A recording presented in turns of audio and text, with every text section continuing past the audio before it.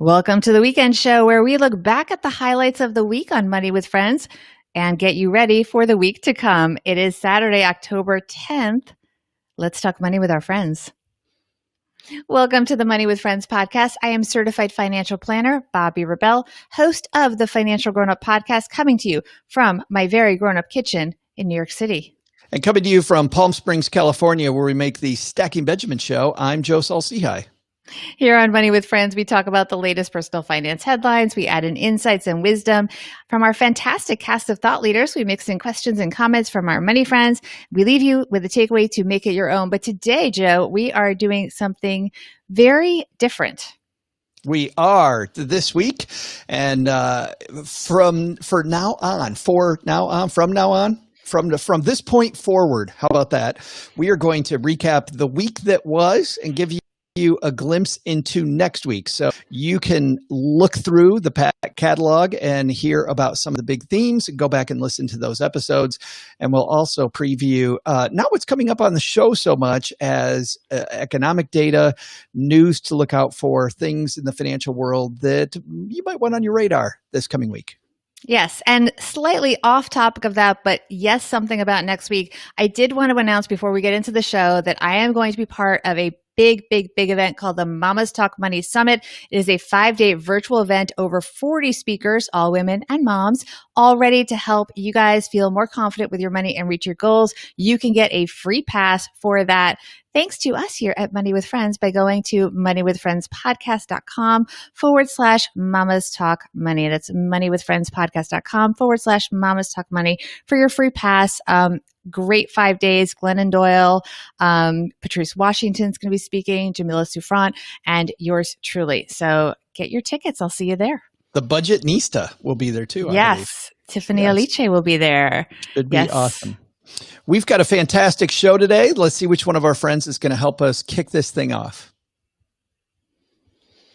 All right, let's begin by talking, Bobbi, about the week in review. We started off on Monday with a story about fiduciaries. And man, that was one of our longest shows of the week because financial advisors talk all the time about fiduciaries. The public still really largely has no idea what the heck a fiduciary really is.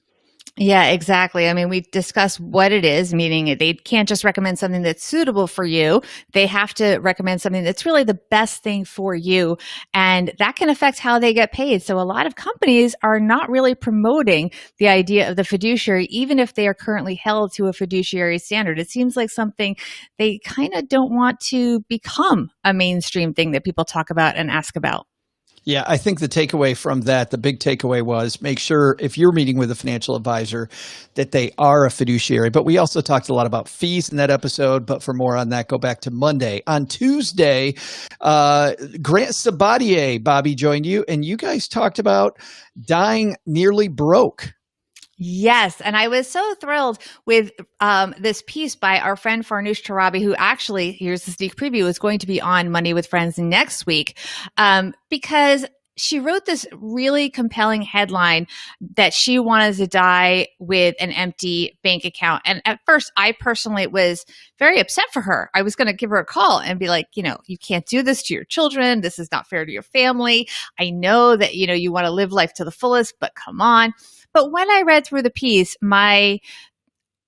she won me over, but only for her, not for me. And so I would encourage everyone to listen to that. And Grant also had some very compelling thoughts about it. He also understood her points, but it is a nuanced argument and it's not so cut and clear what she is saying. I mean, it's clear what she is saying, but the issue is not as simple as I want to leave nothing to my children. We talk about the fact that there are some very prominent people that talk about not leaving huge inheritances to their children.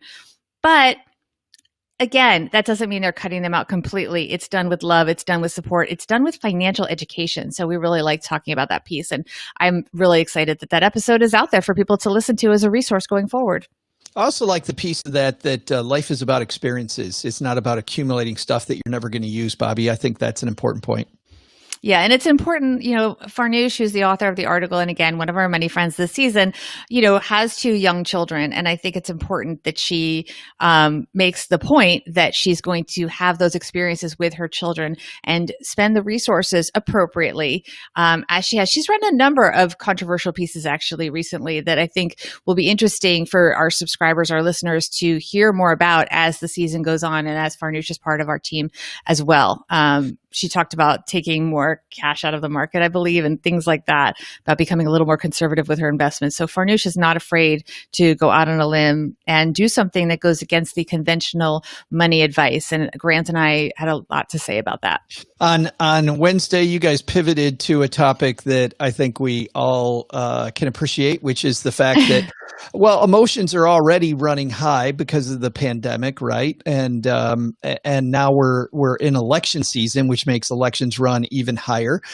It's a very stressful time for a lot of people. There's just all kinds of stuff in the news, in the media, and then people are still have homeschooling kids if they have children at home. Hello.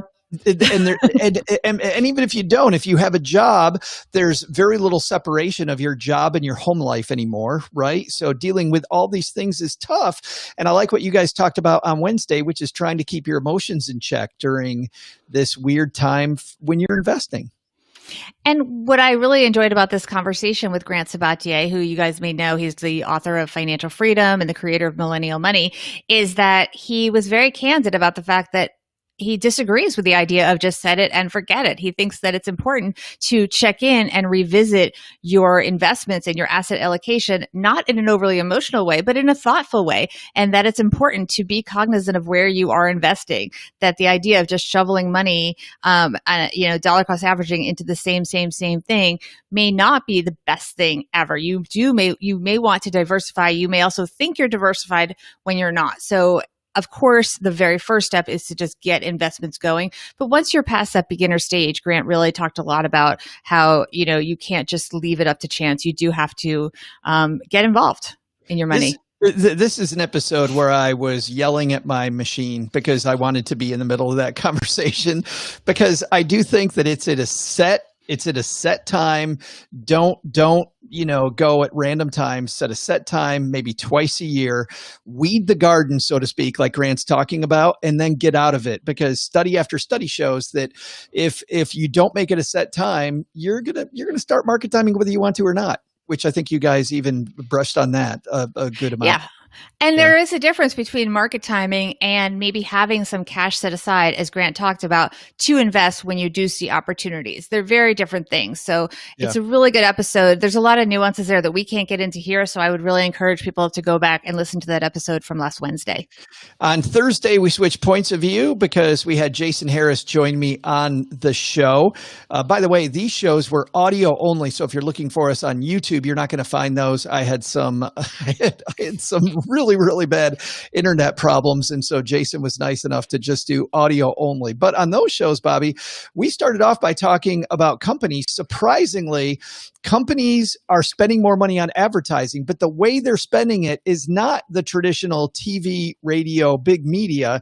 Now it's influencers, which are proving two things. Number one, it's cheaper for companies to buy. And number two, people like to buy from their friends. They like referrals, and you're much more likely to see an influencer as somebody who's in your corner. I also like the fact that Jason talked about how the metrics are changing. Frankly, you can see, or the clients that he has, because he runs a huge advertising agency, can see specifically what worked and what didn't in almost real time, which is something when you do a TV campaign, a national TV campaign, maybe it would span 2 years. Maybe you'd feel like there's more brand recognition, but there's no way to really prove that in an analytical way. Now there's so many analytics available that people can really see what's working and what's not. And you can be going much more directly to the public. My favorite story on this was how he calls it like the $1 million sweatshirt. And I'm actually wearing a branded sweatshirt in honor of Jason. You can see it's my Mama's Talk Money segment.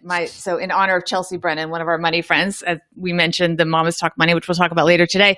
But the branding that you send people, Chelsea sent all of the speakers, all of this branded stuff, and it's really effective. Jason talked about Ben and Jerry's. Yeah, and he sent Ben and Jerry's some swag, and the chief marketing officer, as they were outbidding to companies much bigger than Mechanism, his company, he looks down and he's wearing a Mechanism sweatshirt, and he's like, "Why wouldn't we have them pitch?" And Jason, his company, got to pitch to Ben and Jerry's, and now they've been working on Ben and Jerry's stuff for a long time. On top of a lot of other big campaigns, Nordstrom, notably, right. Lots of big companies. And Joe, he sent me, and he probably sent you, Mechanism swag after being on our individual ones. And guess where he is now? Big time. He's on Money with Friends because we have all the Mechanism swag. And he sends high quality swag, my friends, because my husband, you know that he took all the stuff. Of course, like the t-shirt, such great material, Jason. So I don't have it anymore because my husband took it, but high quality swag. That's funny. So Cheryl does the same thing. Whenever I get great swag, I don't get to own it. Cheryl does. And then we pivoted to end the week this week with the saddest story of the week. Rocker Eddie Van Halen passed away. Bobby, we started the year with Kobe Bryant passing away, who was an icon and a guy who a lot of people looked up to. And near the end of the year, Eddie Van Halen on the other end. And we talked about Eddie Van Halen's career, and it was interesting to get Jason's take on how it's a two-step process. Step one is be good at something, but then number two, you have to market it. You can't just market nothing, but you also can't be good in height. It's got to be both things. Yeah, I like that. I also like the fact that Jason talked about the pivot, that he had an unexpected wrinkle in his business. He had this huge hit with the band when it was headed by David Lee Roth, and then David Lee Roth famously left, and people thought, oh, well, maybe this is a classic scenario where the lead singer leaves, has the solo career, and the band sort of fades into the background. He got Sammy Hagar and had probably just as many, if not more hits. So that was a big business pivot that we can all learn. He also talked about the fact that the way that he played the guitar was different. He's not a classically trained musician, as I understand it. So he kind of adapted it. He patented it. Okay. He literally patented this device that he made for his guitar. So he was definitely, thinking about business. And Jason also pointed out that he was always adding to his skill set. So he put in, definitely those 10,000 hours to become this amazing guitarist, but he also played keyboards, which people sort of were a little bit surprised about, but it worked. He did it on some of the biggest songs. I have to add, before you cut me off, Joe, the highlight of the show, and this is why people absolutely must listen to it, is Joe singing. And I think Jason chimed in too, but Joe definitely was singing "I'm Just a Gigolo" by David Lee Roth. So you guys got it. You must listen to that show. The bar was high. In just a moment, Bobby and I are going to take a quick look at the week ahead, what economic data is coming out, and also what companies are reporting earnings. What type of news might we have in the week ahead? We'll have that in just a moment. But first, Bobby, tell us a little bit more about this big conference that you're talking at. Yes, absolutely. So first of all, by the way, we do have people in our audience who are very interested in it. It is geared towards women and moms, but of course, dads can participate, men can participate. It is open to everyone. I'm really excited about the Mamas Talk Money Summit. As you mentioned, Joe, Patrice Washington is going to be part of it. Jamila Souffrant, Glennon Doyle. We have Claire Wasserman from Ladies Get Paid. It is a 5-day virtual event, over 40 speakers, including me. The speakers are all women or moms. And they're all ready basically to help us feel more confident about our money and reach our goals. So if you are looking to ditch the financial stress, which I have a lot of personally, and you want to feel more confident about your money, especially in this time with the coronavirus and so many different new things coming after us, this is a summit that will help you get there. There's over 30 sessions that are all in the personal finance, career, and business area. The content is going to focus on creating a thriving mindset, budgeting, investing and building wealth, career and entrepreneurship, and then teaching your kids to be financial rock stars. That's every day is going to have a theme. There's going to be live Q&A with the speakers during their presentations. That means I have to remember to actually be there on time, Joe. It's marked in bright red on many different calendars. Chelsea is on my case about that. But she also gives away a ton of stuff. I mean, as we're taping, I am wearing this sweatshirt that I am obsessed with. It is so comfortable. Apparently, they're very famous. She sent us great swag. There's great swag being given away. And also just helpful things like workbooks and templates. lots of free giveaways. Over $10,000 in free stuff is going to be Wow. given away. So go to moneywithfriendspodcast.com/Mamas Talk Money. You can get your free ticket there, moneywithfriendspodcast.com, Mamas Talk Money. And I will see you guys there. That's going to be so fun. Speaking of fun, let's talk about the week ahead. Monday is a holiday, Columbus Day holiday, Indigenous People holiday, the day when a dude showed up on an island without a mask and infected a bunch of people day. Maybe we call it that, or is it too soon for that? What? We don't want to call it that. On Monday, though, that means there's not a lot happening in the United States. We will get car and truck sales, which is going to show us a lot about what's happening, Bobbi, in Detroit. And also we'll kind of show people want to buy big ticket items right now. I think that's probably the highlight of Monday. Besides, it's not a holiday in the UK where Manchester United soccer team, which is public, people can invest in it. That's going to kick off the week. Okay. So also, by the way, we care about car sales because it's not just about the car sales. It's about people financing the car. So it's also a financial indicator. And we're going to talk about financial stocks for later in the week in just a moment. Absolutely. On Tuesday, that's when the week really gets going. It's Amazon Prime Day. We're going to actually talk about that on Monday. But we also received trade reports, and we've heard lots of grumblings that a lot going on in trade lately. So that could be interesting. Fed Chairman Powell will speak. I don't think we expect a lot there. But on Tuesday, when we look at all the companies that are declaring earnings, we've got a lot of financial companies, BlackRock, JP Morgan Chase, Citigroup, and Charles Schwab, all of those companies. So we'll see what's going on in the banking and world of finance. But the big one for me, Bobbi, is Delta Airlines on Monday. Mm-hmm. And we're going to see, we've heard lots about how the airlines are going to be laying a lot of people off if there's not more stimulus. Yeah. I'm sure on Tuesday with Delta, we're going to get a lot more.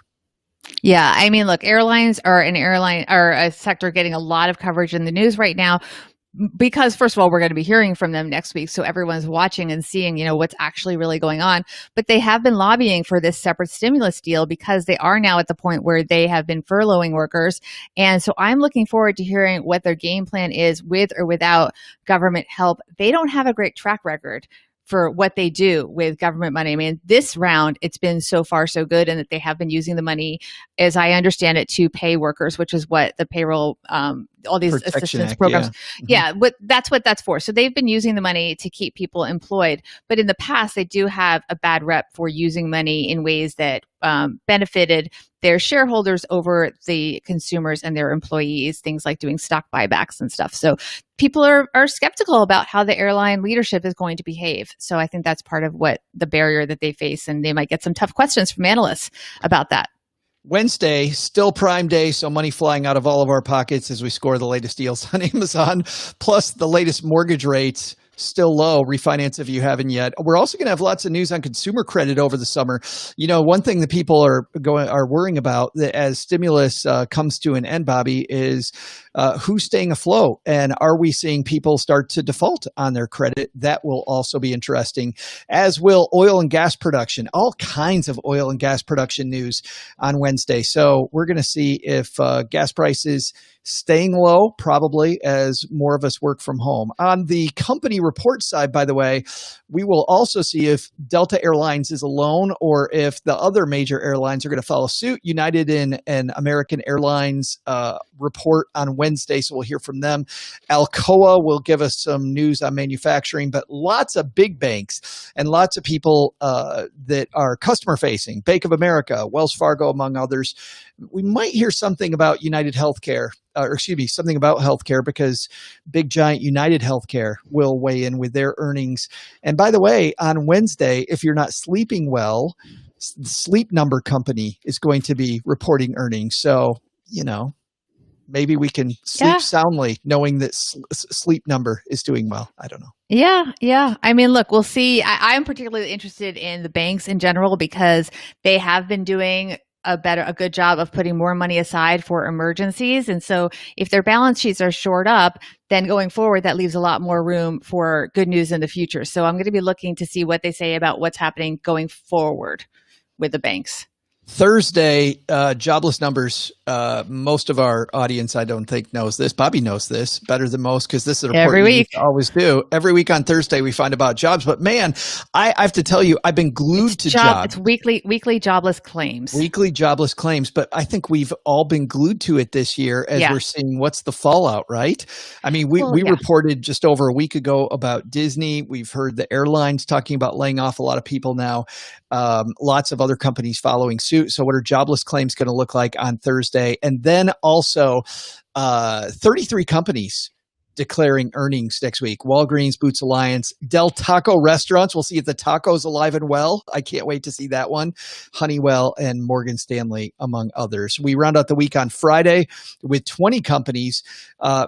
Financial giant State Street and Ally Financial. But you know what I'm interested in? Transportation companies, Kansas City Southern, JB Hunt, because, I think that gives us a look into retail and commerce and how we're doing when you see how transportation companies are doing on Thursday. Yeah. I mean, look, our infrastructure, as much as consumers are not traveling, doing as much leisure travel, and we're not seeing so much business travel, the infrastructure for moving goods across our country has been really challenged. I mean, we tried to get a desk. There's been a lot of stories written about desks. We tried to get a desk for our now 21-year-old who's a junior in college. And it took a really long time because the systems are just backed up because everyone's ordering the same thing at the same time. And the supply chain has really been impacted by the coronavirus and all those things, all the stuff.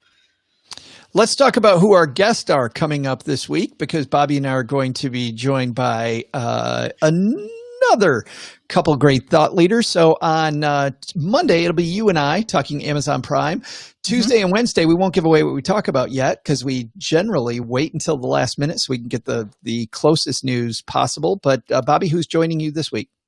I am going to have Liz Seagran. I always overthink pronouncing her last name, so I'm hoping I'm doing it correct. Seagran, and she's just so awesome. So she was recently on my Financial Grown Up podcast, and I was like, I have to have you on Money with Friends. She wrote The Rocket Years, which is all about the different things that we learn in our 20s and how that sets the foundation for the rest of our life. Her day job is that she is a fashion business writer for Fast Company magazine, and so it's perfect for next week when we're going to be having so much retail going on. We can get her take on what's going on in the industry. So, and then Thursday and Friday, Joe, you have Farnoosh Torabi. Farnoosh Torabi joining me. And it's funny, I have my Fast Company right here. You have printed magazines? Oh my God. I did. Well, we don't have those anymore. I take them I take them on airplanes because you go on air. We don't do airplanes either. Well, sadly, I did. As we were going around the country earlier, I was on airplanes a lot. So, but Fast Company, I absolutely love in the hardcover edition. But yes, Farnoosh will join us. We talked about her earlier. That's going to be fantastic. And then we're back here on Saturday, you and I, with another week in review and a look ahead. That's going to do it for this week. Thanks to everybody for joining us. Thank you to Tim for recognizing how awesome my pun was earlier in the show, because Bobbi didn't give me any of that. Thanks to everybody hanging out. Thanks not giving you anything. Hanging out with us on YouTube. And thanks to you, Bobbi, for another great week. Thank you, Joe, for making me do all this work.